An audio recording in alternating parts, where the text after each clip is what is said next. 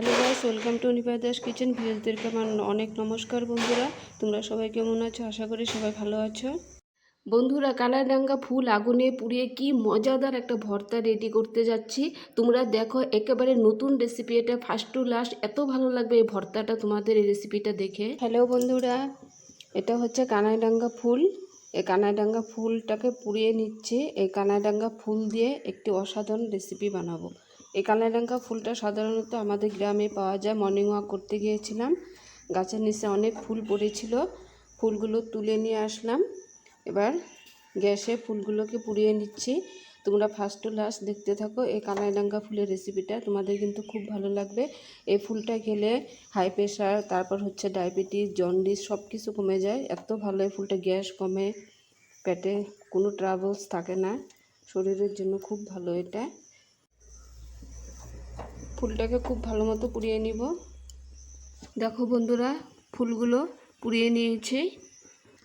ফুলগুলো এবার তুলে নিচ্ছি। বন্ধুরা, ফুলগুলো এই দেখো খুব সুন্দর করে কিন্তু পুড়িয়ে নিলাম। এবার আমি কি করব, ফুলগুলোকে, এই পুরানো ফুলগুলো জল দিয়ে ভিজিয়ে রাখবো কিছু টাইম।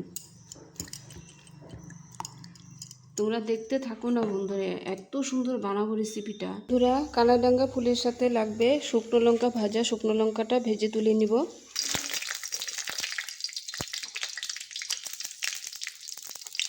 একদম কটকটা করে ভেজে নেব শুকনো লঙ্কাটা। শুকনো লঙ্কাটা ভেজে তুলে নিলাম। এবার একটা বড় সাইজের পেঁয়াজ কুচি ভেজে নিচ্ছি।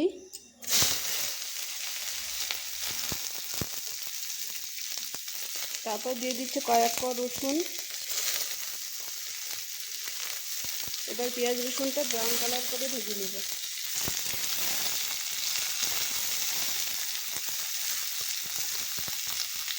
কালাইডাঙ্গা ফুলটাকে আমি 15-20 মিনিটের মতো জলে ডুবিয়ে রেখে দিব। তোমরা তো দেখলে জলে ডুবিয়ে রেখেছি পুড়িয়ে নিয়ে। বন্ধুরা, পেঁয়াজ রসুনটা কিন্তু একদম পোড়া পোড়া করে ভেজে নিলাম।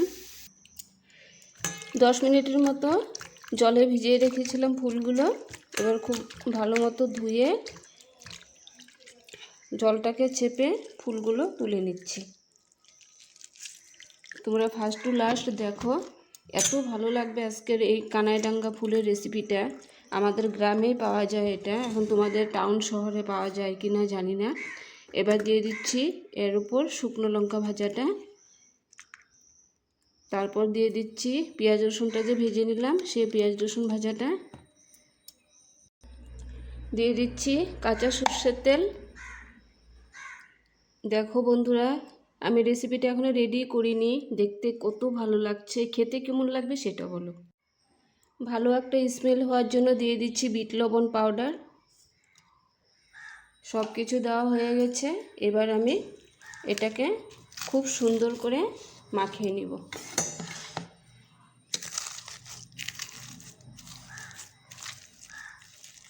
এই কানাইডাঙ্গা ফুলের ভর্তা দিয়ে তোমরা খেয়ে নিতে পারবে এক থালা গরম ভাত, একেবারে সুস্বাদে ভরা। এটা হচ্ছে একেবারে আনকমন রেসিপি। এই রেসিপিটা কিন্তু আগে কখনো কেউ দেখেনি বন্ধুরা। খুব ভালো মতো একদম মিহি করে ফুলগুলোকে চটকে চটকে খুব ভালো মতো মেখে নিতে হবে।